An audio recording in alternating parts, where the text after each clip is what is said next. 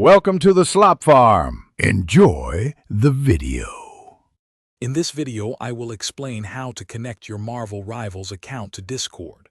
First, launch the Marvel Rivals game and go to the main menu. From there, click on the Options button, usually found in the top right corner. Then, select the Community tab and choose the Discord option to start the linking process.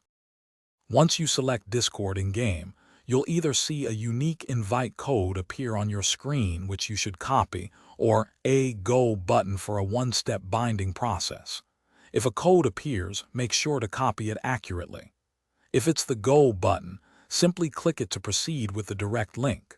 This prepares you for the next step. Next, open Discord and join the official Marvel Rivals server. Look for a channel named #InGameBinding or similar. If you copied a code, paste it into the designated area and submit it. If you use the Go button in-game, Discord will prompt you to authorize the connection directly. This action completes the account binding. After successfully binding your account, you'll receive a confirmation. You will also be rewarded with 100 in-game units, which can be used for various purchases. This connection also grants you access to exclusive community channels on the Marvel Rivals Discord server, allowing you to engage with other players and stay updated. Enjoy your enhanced experience. Thanks for watching.